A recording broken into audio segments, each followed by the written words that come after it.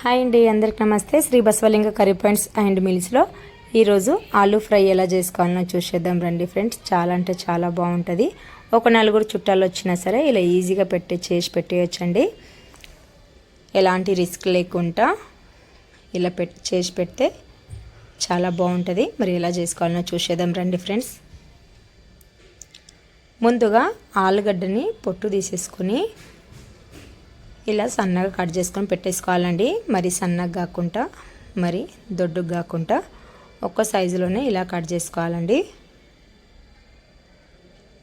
మీకు ఏ సైజ్ కావాలంటే ఆ సైజ్ కట్ చేసుకోవచ్చు.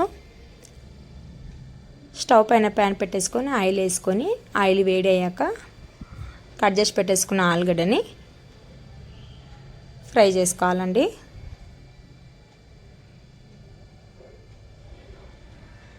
స్టవ్ని హైలోనే ఉంచాలండి, స్లిమ్లో అయితే ఉంచకూడదు. అప్పుడే మనకి ఫ్రై అనేది చాలా బాగా అవుతుంటుంది. చూడండి, ఒక్కటి అలా చూడాలి. ఫ్రై అయితే అయిపోయింది. మనకి ఫ్రై అయిందా లేదా అని తెలుసుకోవడానికి ఒక ఆలుని చాకుతోనైనా సరే దాంతో ఇట్లా చూసుకుంటే తెలిసిపోతుందండి.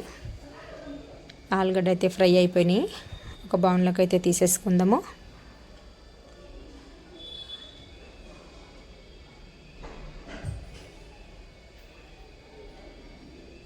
ఇప్పుడు ఇంకొక కడాయి పెట్టేసుకోవాలండి. స్టవ్ పైన ఇంకొక కడాయి పెట్టేసుకొని కొద్దిగంత ఆయిల్ వేసుకోవాలండి. ఆయిల్ చూసి వేసుకోవాలి. మనం ఆనియన్స్ వేసేదాన్ని బట్టి ఆయిల్ అయితే వేసుకోవాలి. ఆయిల్ వేడి అయ్యాక జీలకర్ర ఆవాలు వేసుకోవాలండి. తాలింపులో జీలకర్ర ఆవాలు చిటపటలాడాక సన్నగా కట్ చేసి పెట్టేసుకునే ఉల్లిగడ్డని వేసేసుకోవాలి. మన ఇష్టం బట్టి తీసుకోవచ్చు. ఇప్పుడు అందులోకి కలేమాకి వేసుకోవాలండి. ఇంకొకసారి ఫ్రై చేసుకొని పసుపు, అల్లం వెల్లిగడ్డ పేస్ట్, మనం ఆలుగడ్డను బట్టి తీసుకోవాలండి. అల్లం వెల్లిగడ్డ పేస్ట్ అయినా సరే పసుపు అయినా సరే. నేను ఎక్కువ ఉంది కాబట్టి నేను పెద్ద స్పూన్తో హాఫ్ స్పూన్ వరకు వేసుకున్నానండి.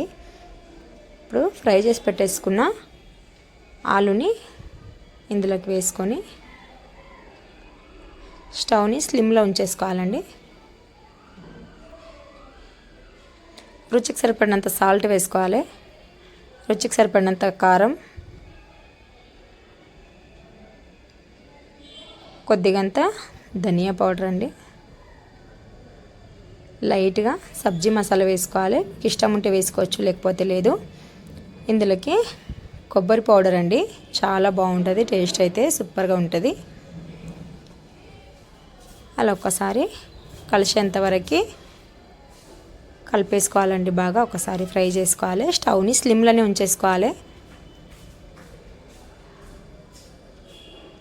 చూడండి ఏం చక్కగా కలిసిపోయిందో మొత్తము.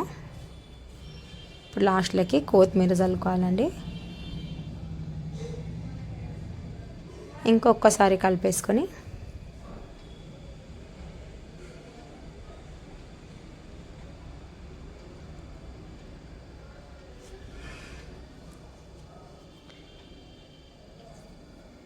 సర్వింగ్ బౌల్లోకి తీసేసుకుందామండి.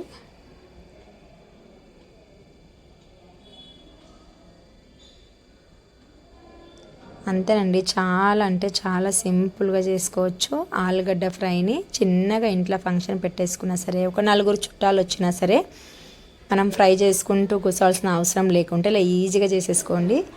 చాలా అంటే చాలా బాగుంటుంది. చాలా టేస్టీగా కూడా ఉంటుందండి. తప్పకుండా ఒక్కసారి ట్రై చేసి చూడండి. ఎలా వచ్చిందో కామెంట్ బాక్స్లో తెలియజేయండి ఫ్రెండ్స్. అంతేనండి, వీడియో నచ్చితే లైక్ చేయండి. మా ఛానల్ని సబ్స్క్రైబ్ చేసుకోండి ఫ్రెండ్స్.